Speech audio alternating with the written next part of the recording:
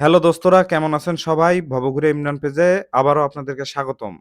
আজকে গেছিলাম কুষ্টিয়া। তো ঘুরতে গেলাম শহীদ আবরার ফাহাদ স্টেডিয়াম। ঢুকেই দেখি মেলা ছলপল খেলা করছে। দেখি কলজিটা জুড়া গেল। আর এই সব কংক্রিটের জঙ্গলের ভিতর হঠাৎ করে একটা ফাঁকা মাঠ দেখি এমনিও মন জুড়ানেরই কথা। পকেটের তি ড্রোন বাইর করে উড়া দিলাম আর দেখতে চালাম যে দেখতে কেম্মা দেখা দেয়। পূর্ব দিক আগাতে বেশ কিছু দূর চলে গেলাম, পিছনে দেখলাম আরো বেশ কয়টা পুকুর আছে। তো পুকুর আজকাল দেখা পাওয়া খুবই কষ্টের বিষয়। পুকুর শহরাঞ্চলে খুবই কম পাওয়া যায়, তাও হাই সাহেবের বদৌলতে কয়টা পুকুর এখানে আছে।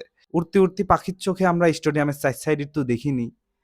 তো এটা স্টেডিয়ামের সেন্ট্রাল মাঠ যেখানে খেলা হবে ফুটবল, ক্রিকেট সবকিছুই। এটি একটি জাতীয় পর্যায়ের স্টেডিয়াম না হলেও এটি একটি জেলা পর্যায়ের স্টেডিয়াম। কিন্তু খুলনা বিভাগের মধ্যে জায়গার দিক থেকে এটি মনে হয় সর্বোচ্চ স্টেডিয়াম, সবচেয়ে বড় স্টেডিয়াম।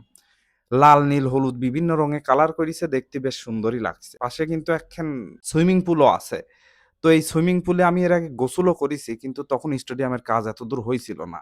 আন্ডার কনস্ট্রাকশনে থাকার কারণে অনেক কিছুই আমরা বুঝতে পারতেছি না।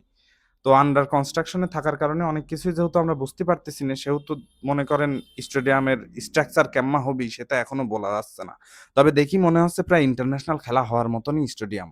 যেহেতু খুব সুন্দর কাচের জালনা মালনা দিয়ে খুব সুন্দর করেছে স্টেডিয়ামটা, এবং অভ্যর্থনা জানাচ্ছে, পাশে জিমনেশিয়াম হবে শুনেছি। এটা ওটা সেটা দিয়ে বেশ ভালোই লাগলো। আপনারা এখানে আসবেন কিন্তু, হ্যাঁ?